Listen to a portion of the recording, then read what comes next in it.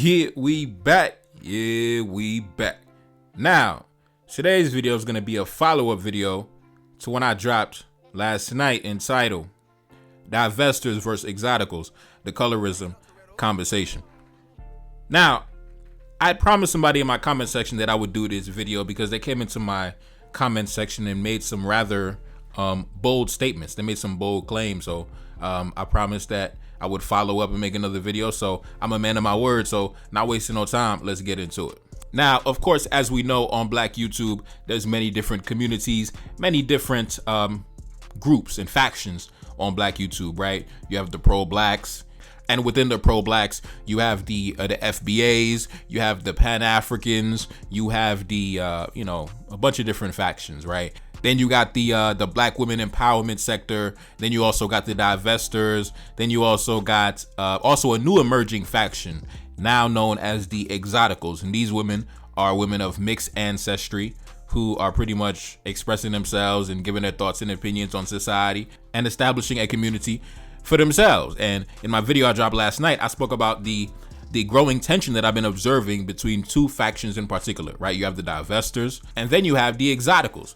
And in my video last night, I was basically speaking on the irony of some women in the Divestor sector having issues or having hostility towards the women in the Exotical sector, because I said that the women in the Exotical sector, those are your descendants, those are your daughters, right?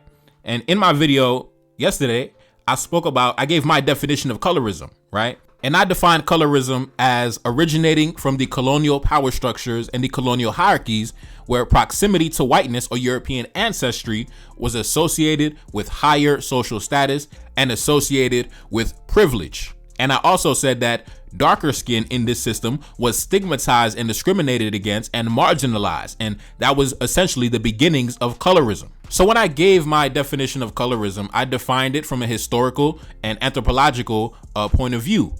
And when I said that these are the descendants, the Exoticals are the descendants of the Divestors, I was historically accurate. But I had people come into the comment section and say that no, the Exotical community was created by black men. Black men are responsible for the Exoticals. It's black men and white women. They created the Exoticals, right? Because for whatever reason in Black YouTube, you guys are just scared to death to hold white men accountable, right? A white man could be caught red-handed doing some shit, and y'all go say, no, it's not just white men, it's all men who do this. It's not just white men, it's all men, right? I give a historical fact, right? The historical fact is that colorism was created, established, and maintained and systematically installed by white men, right? And I had people come into the comment section and try to switch the topic and deflect onto black men. No, it's black men. Black men are responsible. It's black men. So today I'm going to give a colonial historical breakdown of colorism, right? Now, take a look up on the screen. This individual came into my comment section and said this. At the top, just so we are clear, the majority of us mixed women have non-black mothers. Divestors and black women are not our mothers, because if they were, I don't think they would have been online for the past 10 years talking shit about us the entire time, as if dealing with their shit in real life isn't enough. Besides, black women didn't start dating out until recently. So most of the divested children aren't even old enough to vote. And I responded at the bottom and I said this: the majority of mixed race men and women trace their paternal ancestry to Europe, not Africa. The majority of mixed race men and women trace their maternal ancestry to Africa or the Native Americans, not Europe. This is historical facts. There have been entire nations and civilizations created from the offspring of European men and non-white women. Look at Latin America. That's where you get the multi-generational mixed people like the Dominicans and the Brazilians and also the Louisiana Creoles, etc., etc. I may do a video on this later.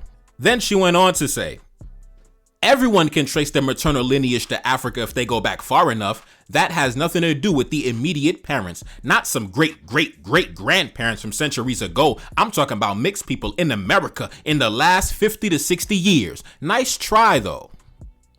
And I responded and I said this: I'll do a video later doing a historical breakdown on the origins of colorism in mixed race civilizations such as Latin America, the Caribbean, and parts of the Deep South. The vast majority of you are the descendants of white males. This is non-debatable fact. Mixing did not begin 60 years ago. It began centuries ago. Now, I don't know what there is to debate, because in my video, I basically said that When you look around, right, and you look at these women that are labeled as the so-called exoticals, right, the women with the admixture, the women with the, my ancestry, I'm 13% this and I'm 15% that and I'm 25% this and I'm 30% that.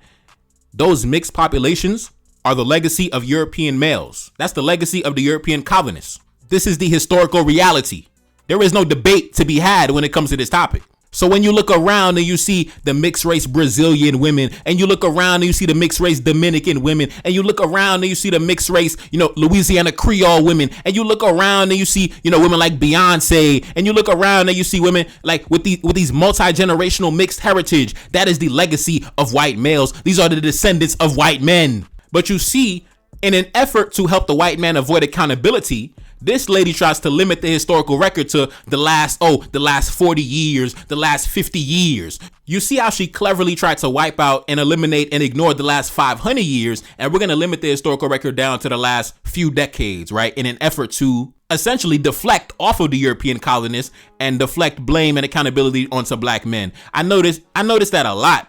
I noticed that a lot in these black YouTube streets, man. The white man could goddamn be caught red-handed with his hand in the cookie jar, and y'all gonna say, man, the black man did it or all men did it. Y'all never could just stand on business and say, you know what? Yeah, that's the white man.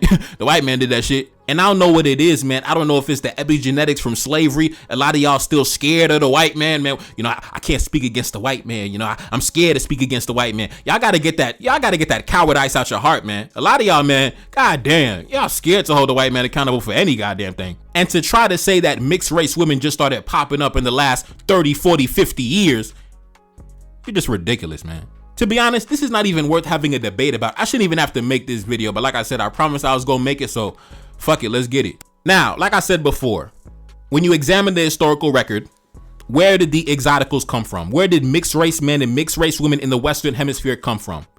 When you examine the history of virtually every single European colony, it was white men. It was the European colonists, the European soldiers, the European merchants, the European missionaries that engaged in large-scale, widespread race mixing with the native women and the African women. And this occurred over a period of multiple centuries. So now when you look around, you look at nations like Brazil having one of the largest mixed race populations in the entire world, where goddamn nearly half the population identifies as mixed race. Nearly half the population is basically exoticals. So you mean to tell me black men did this shit? Black men did that. Black men created Brazil. It was black men who created the Dominican Republic. That's what you're trying to tell me. But you see, listen, I'm a black man that knows who I am. I know my history. I really study this shit. I really be in the book. So you cannot try to pass off these pop culture, talking points with me. Oh, it was the black man who created colorism. That shit don't stand up to the test when I put it under the microscope. When you examine the historical record, it doesn't matter where. Everywhere the European colonists went, he left a trail of mixed race children behind. Whether it was the Americas, whether it was the Caribbean, or even the west coast of Africa, everywhere he went, guarantee it was gonna be some mixed race bastards being left behind. And I say bastards because he was a deadbeat. He was known as a deadbeat. Everywhere he went, he engaged in large-scale race mixing, and then he abandoned the children. And on the off chance that he didn't abandon the children and he stayed in the children's lives, then he used those mixed race children to be weaponized against the native and the indigenous and the African populations to serve his economic and political interests and serve as an intermediary when he couldn't be there to enforce his interests by himself. So when we examine the origins of colorism, we are not talking about modern intermingling in recent cultural trends. We're talking about systems that were established by white men for the benefit of white men to maintain their control over colonized societies. And when I gave my definition, I was speaking from that historical and anthropological perspective, right? Because when we talk about the exoticals, you guys are talking about women like the women in Brazil, the women in Latin America, right? The women, the Louisiana Creoles, and the women who fall under the category of multi-generational mixed. All of those women that I just mentioned, they are the descendants of European colonists, European soldiers, European merchants, etc., etc. They are not the descendants of black men.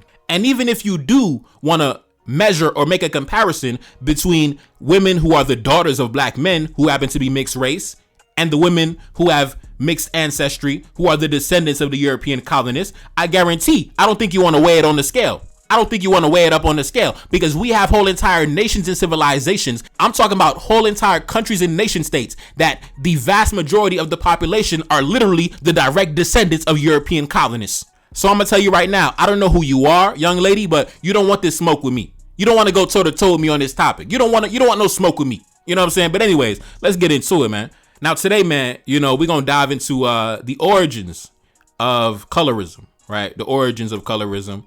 Big shout out to the big homie. Go subscribe to his channel. Take a look up on the screen, right? And I'm going to come in and out of my commentary, but he's going to be giving y'all the breakdown. He's going to take you out of school, and I'm going to come in and out, and I'm going to add my 2 cents here and there. But yeah, not wasting no time. Let's jump straight into it. Now, we're going to discuss the origins of colorism. We're going to discuss how these hierarchies and how these systems were created by the Spanish colonists.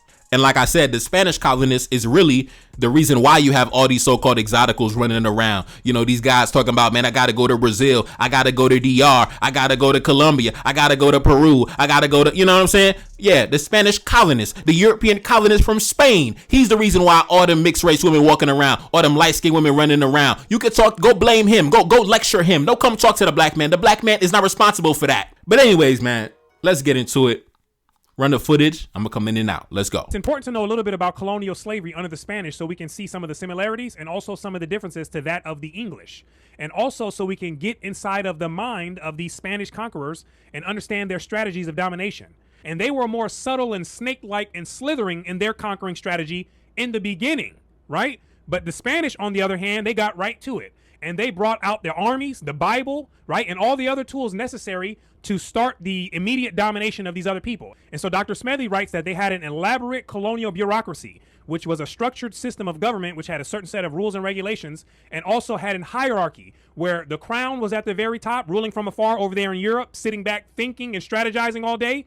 And then beneath the crown, they had what was called viceroys, who were the highest ranking officials who acted on behalf of the crown while they were in the New World. And then there was others that were underneath them, which all functioned together in a systematic approach to not only colonize the vast regions of land, but also to colonize the minds of the inhabitants thereof.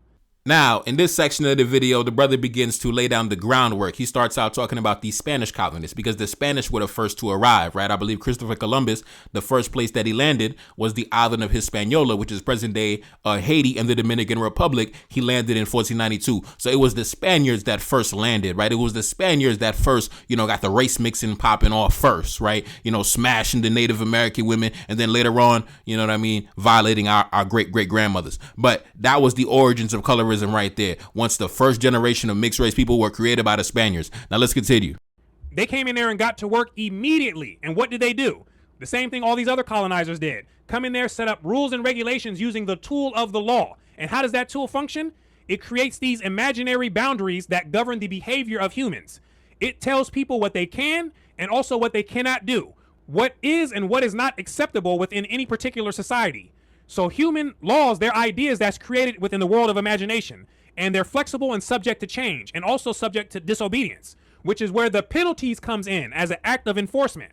And this is one of the reasons why they brought the military over there with them to act as an enforcing agent for the laws, right? Because the laws, they're not like natural laws. They're human-made laws. And the human has to impose artificial penalties on them for breaking them. And that European hot, fiery weaponry, that's one of the things that they use to keep law and order. And that musket pointed at somebody's head will keep somebody thinking twice about breaking any of these more severe laws. So they came, they established the law, and what else did they do? Immediately, they started taking over the mind and converting people into Christians, right? And most of this was done by force, by the use of the musket to usurp the mind. And this is the only reason why Latin America is Christianized the way it is today. The only reason.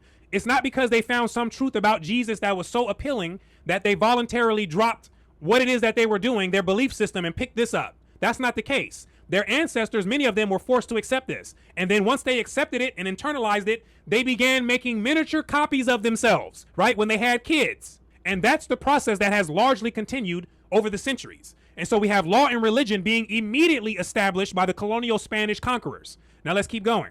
Now, in this section of the clip, the brother talks about spiritual colonization, how the Spaniards arrived, they set up shop, and then immediately they began working on the minds of the people. Now, like I said, when it comes to religion, I'm tolerant of everybody's religion, right? I'm respectful. I don't care what you are. You're a black man, you my brother, I love you. I don't care if you worship Jesus, you worship Allah, you worship, you be communicating with the ancestors. I don't care, bro. I don't worry about that. I'm not a bigot when it comes to spirituality. A black man is free to do whatever he wants when it comes to his spiritual practices. But when we're talking about, these historical events and these cultural events, we have to just, speak it like it is, right? We got to tell it like it is. Now, you might be asking, what does religion have to do with colorism? Well, the same way that individuals of darker skin complexion were marginalized and discriminated against and stigmatized, their cultures and their spiritual practices were also demonized in the same exact way, branded as witchcraft and sorcery and demonic and things like that. And many of these individuals were persecuted and imprisoned and executed. So it's all connected, right? Individuals of darker skin complexion were demonized, and also their cultures and ways of life were also demonized as well, right? And this was also enforced by Christianity. So yes, Christianity was used to enforce the colorism hierarchy, where whiteness was portrayed as pure and divine and godly, right? And blackness or darker skin was seen as evil and sinful and demonic. And also there were many black women who, like I said, they were traditional healers, or they were involved in these spiritual practices, and many of them were murdered by white men.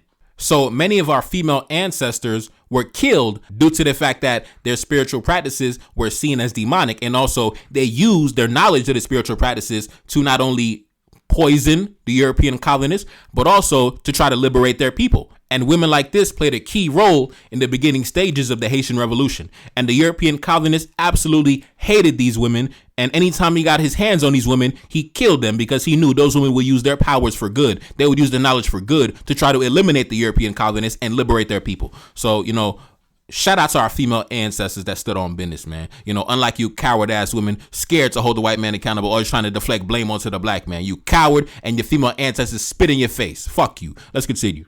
After wiping out nearly all of the indigenous people and then outlawing the enslavement of them, who was going to be used as the source of labor? Was it going to be the conquerors who were going to get out there in the blazing heat and do all of the hard physical work? Let's find out.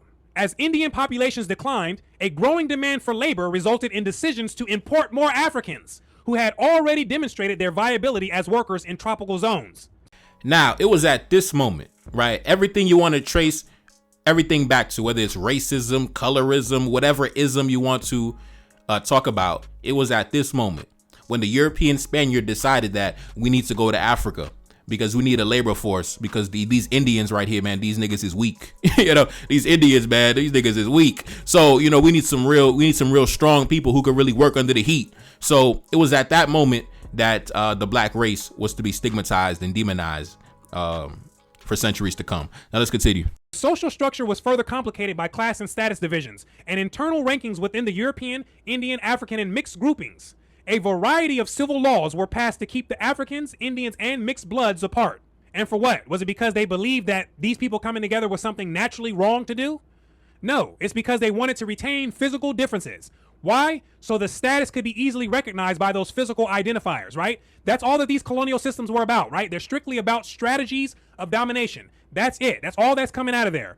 And one of these strategies was keeping the groups with obvious physical differences as separate, right? Which is an obvious thing for them to do when you're trying to dominate people. Intermarriage with Indians was encouraged by the crown, such as when Spanish men were pressured to establish strategic marriages with high-status Indian women.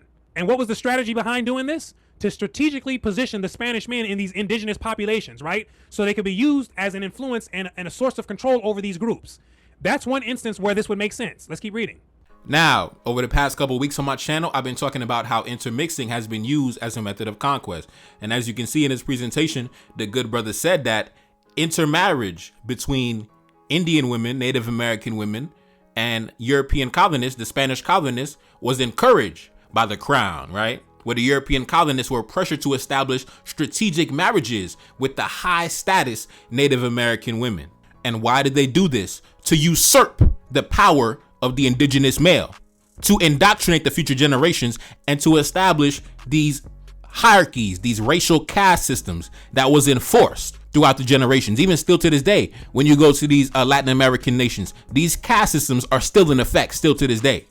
It's become embedded into the culture, right? This is the legacy of the European male. So when individuals try to blame the black man for colorism and these hierarchies and these caste systems, that shows you're simply showing the world your historical illiteracy. Because when it comes to the legacy of the European man and the Arab man, they've used intermixing as a method of infiltration to break down local resistance, to embed themselves into the local cultures, to gain access to the land, the resources, and the local knowledge, to cement their control over the territory, and also to secure the loyalty of the native populations. And they did the same exact thing on the west coast of Africa, right? When the European merchants came to the west coast of Africa, they began to, intermingle with the beautiful African women on the coast. And centuries later, after the Berlin Conference, when the Europeans began making military incursions into Africa, you had some of these same mixed race men on the front lines marching against African kingdoms, destroying African kingdoms. Men like Alfred Dodds, right? A man of mixed race heritage, right? The descendant of European colonists, right? A general for the French military who destroyed multiple African kingdoms. So listen, man, for those of us who study history, you can't really pass off certain bullshit past us, man. Talking about the black man is responsible for colorism, and it's the black man, and we are the descendants of black men. No, you're not. The vast majority of y'all are the descendants of European colonists and merchants and soldiers and degenerates.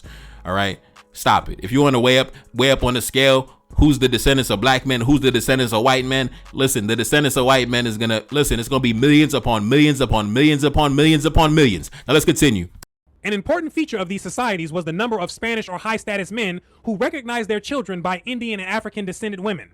Bowser notes that sexual contact between Spanish men and African women was widespread and persistent throughout the colonial period. Right? The freak-off was happening. These preferences of Spanish males for such women were observed early in Spain. Their children were frequently freed, often provided education and or training, bequeathed estates or some form of wealth, and permitted to hold significant positions in colonial hierarchy.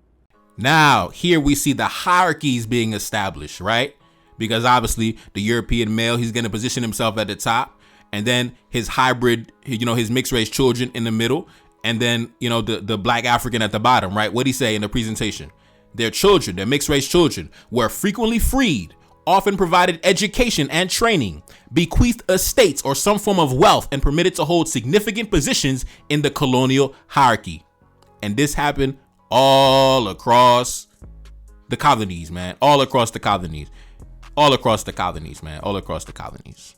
So these women talking about colorism and the mixed race women getting the movie roles. Man, how you think the black man felt back in 1792 when he seen the mixed race man having plantations and horse and carriage and, having a whole estate? But this is what was happening in particular in the Spanish and the Portuguese colonies, because the Spanish and the Portuguese were the first to establish colonies. They were the ones to get it popping first. But this is what the black man was going through, right? The black man had to sit back and watch the mixed race man have money and have women and have status and have privilege. And the black man was getting beat and getting killed and his wife getting like, God damn, bro.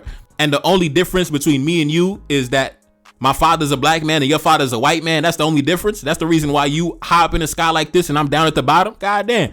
So the black man had to sit back and suffer the effects of colorism too, right? It goes deeper than just, not being cast for the movie role. But anyway, let's continue. Whiteness, or being of pure Spanish ancestry, because it symbolized the conquerors, represented the pinnacle of the social system. You see that? In both Mexico and Peru, whiteness was a social category that provided numerous privileges and advantages, and families in this numerically small upper crust continued to preserve as much of their declared purity of blood as possible. So they linked the idea of whiteness to status and advantages, and as a result, they conditioned the rest of the society to aspire to be like this, right? To get that status. They created this new bubble of consciousness to trap the people's attention and personal aspirations into. Let's keep reading. But it is clear that the elite assimilated considerable numbers of mixed persons. At the same time, the great masses of indigenous people absorbed both Spanish genes and those of Negro population, so that in most of Peru and Mexico, the combination of distinctive African Negroid physical characteristics virtually disappeared as they were blended into the dominant mestizo population. Similar processes took place in Brazil, where a genetically mixed population soon came to predominate, particularly in the northern state of Bahia.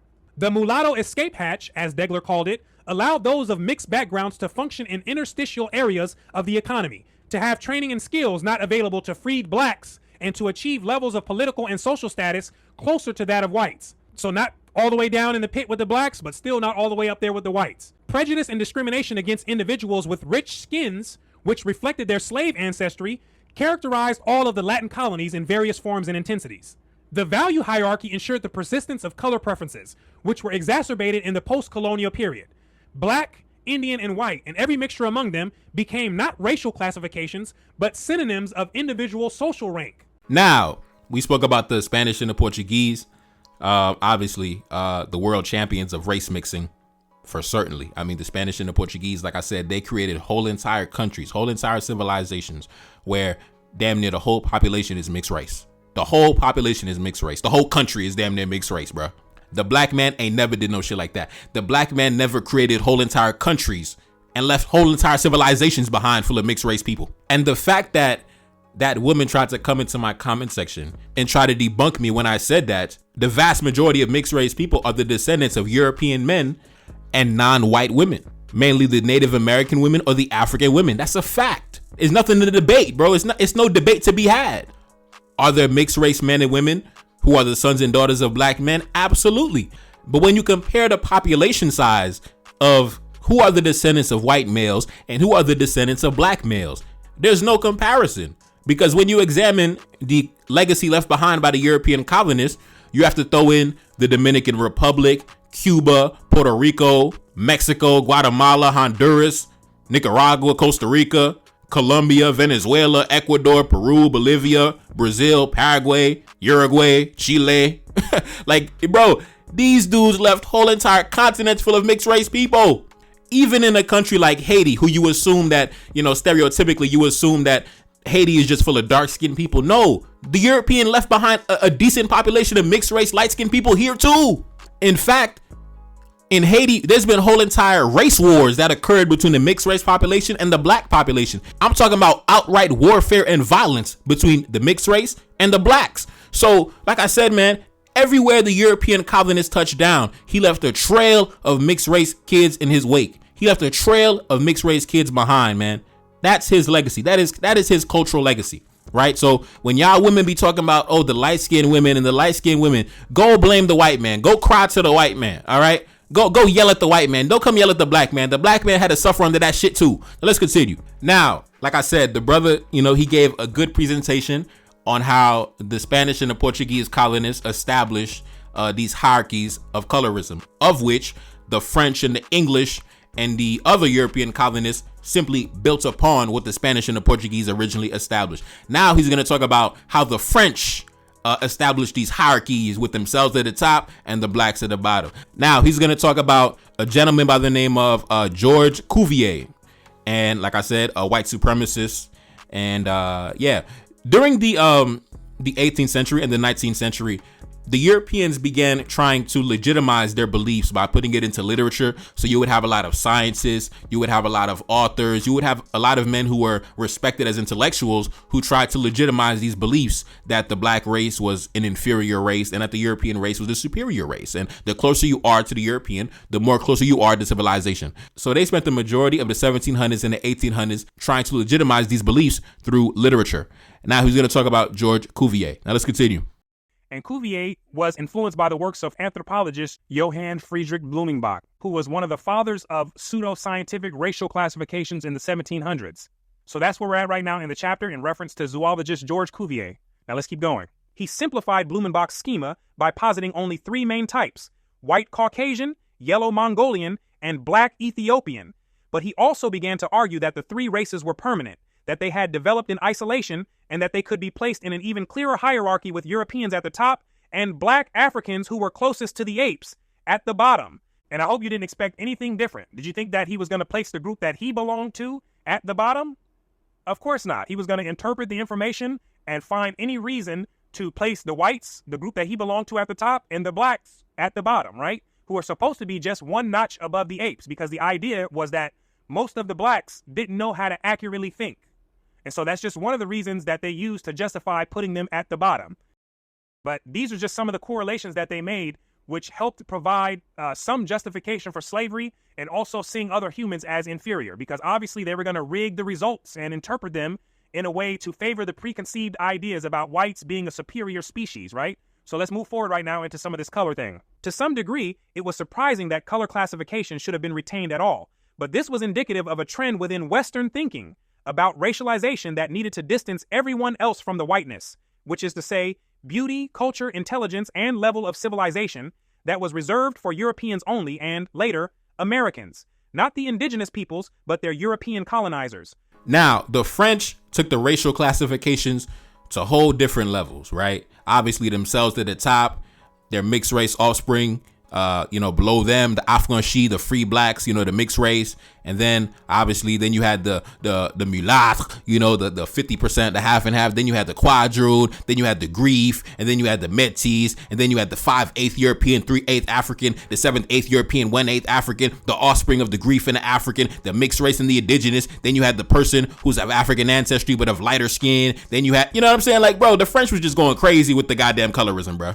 Anyways, now he's gonna jump into the English, right? The English. And from the English, you get obviously the Louisiana Creoles in the Deep South. And really, to be honest, the one drop rule kind of eliminated a lot of the nonsense that you had going on in the French colonies and the Spanish colonies. But still, it was the same thing taking place, a whole lot of race mixing. And still, yes, of course, those who are of mixed race definitely got to enjoy certain privileges and perks and status that obviously those of 100% African ancestry did not get to enjoy. And obviously on my channel, I already spoke about the quadroon balls in Louisiana, where the white man would come, link up with the mixed race women and things like that. So that's where you get these multi-generational mixed people, the Louisiana Creoles, right? Where the whole lineage has been mixed race for generations on generations, right? Because originally, the white man would get with a black woman. Then they create a mixed race child. That mixed race woman would get with a white man. Then you get somebody who's even more mixed race. Then they get with another white man. Then it's even more mixed race. And then you get the white passing, black person. You know what I'm saying? So the same thing happened in the United States too, right? So those individuals are also the descendants of white men, the multi-generational mixed people who they say they got two black parents, but both of their parents are really like mixed race, and their grandparents are also mixed race and their parents are also mixed race. That's where you get the multi-generational mix. And they're also the descendants and they come from the seed of the white man. So like I said, man, for y'all to blame the black man for all this shit is crazy and very historically inaccurate and illiterate. And I don't know what it is, if y'all scared to hold the white man accountable or what, but y'all gotta get some of that slave spirit about your heart, man. You got the spirit of a slave if you're scared to hold the white man accountable. Now let's continue. One of the most important factors that contributed to English participation in the ruthless physical and mental slavery was this profound idea, which branded people who they enslaved as something other than human. The Negroes were to be looked at as something that was not quite an ape, but also not quite a human either. And so in the eyes of the white elite, there was a special spot right in the middle that belonged specifically to the Negro. That's the trick, and that's the power of the human perception. And so people can be conditioned by others, or they can condition themselves to interpret things in such a way that may have no actual basis in reality. And so, for example, they conditioned the society to interpret humans with richer skin complexions as people that are less desirable. And so the richer the skin complexion, the lower place it falls on the value scale. And the people with the lighter skin complexions are supposed to be higher on the value scale. And so this is a learned interpretation of something that has no inherent or natural value. And so there was a time when the blacks could not make eye contact with whites as they walked past them. And so this was one of the symbolic acts that was used to reinforce within the society that blacks were the inferiors and the whites the superiors, right? Or the blacks the subhumans and the whites the actual humans, right? This was that 9.0 version of slavery that they developed in America, right? The making of an entire society and crafting it symbolically to represent this idea, right? In the everyday workings of the society, right? This is crafty stuff that these people did. Now, shout out to the big homie, man. The black man had to take you out of school today. The black man had to really drop knowledge today. But yeah, man, the colonial origins of colorism, right? The colonial origins of colorism. So when you see colorism manifest in the modern day, you have to understand where it came from, man. You have to understand where it came from. And it's so ironic because the women who talking about, oh, it's time to divest. It's time to get a white man. It's time to get a white man. Listen, I could only imagine how your female ancestors feel every time you be saying that stupid shit. I could only imagine how your great-great-grandmother feel every time you be saying that stupid shit. I can only imagine what they say if they came back from the grave today to see you upholding and glorifying the same men who established these systems that put them at the very bottom of society. And then in the modern day, you think it's actually an intelligent course of action to, oh yeah, we leveling up. Oh yeah, we expanding our options and we creating even more hybrid children, even more mixed race children, right? Man. But I can't really blame you because the same white man that you glorifying, the same white man that you upholding, the same white man whose ass you kissing, he established the educational system that is responsible for your miseducation. So that's the reason why you don't even know who you are. You don't even know where you came from. You don't even know where colorism came from. Anyways, man, it's your boy Nufakara, that's Salim, man. Back in the building. Yes, indeed, man. Cash App in the description. Support the channel. Support the album. Peace. No, feel like I'm 75. Know that your team be full of them traders, you know that can never be mine. that she ready to come be my wife, yeah, hoping I don't do her wrong. I gave her my word and it's bond. I'm whipping the best like a lamb. I'm eating no chicken and lamb. Accustomed to call me the man. I never be up on the gram. I'm keeping that way undercover. She want me to tell her I love her. I told her I'm breaking the rules. I told her we making the news. Back in my city, they loving me. Standing alone, I'm 100 deep. Enemy plotting and still in reach. They try to make sure that we underneath. Trying to make sure that we never make it. Coming for power, come get acquainted. Coming for everything that I wanted. Feeling like Drake, but I really wrote it. Feeling like Kendrick, I'm checking names. Gotta roll up while I go insane. Got so much stress, I been gained weight. Stuffing these racks in this Louis case. One thing for certain, I'm about to check. Keep it 100 and nothing less. Stick with the family since day one. Had to stay down till my day come. Had to stay down, but I'm never patient. Hop on the mic and I'm motivated. Hop on the mic and I drop a classic. Haters can't see me, they copping glasses. Back in the studio making magic. Got a new tape and it's in production. Back on my business, I got a budget. Staying low key when I'm out in public. Feel like I'm 75. None of your team be full of them traitors, you know that can never be mine. I'm grabbing a thought when I drive. I'm back in my zone and we on. She said that she ready to come be my wife, yeah, hoping I don't do her wrong. I gave her my word and it's bond. I'm whipping the best like a lamb. I'm eating no chicken and lamb. Accustomed to call me the man. I never be up on the gram. I'm keeping that way undercover. She want me to tell her I love her. I told her I'm breaking the rules. I told her we making the news. Making the news.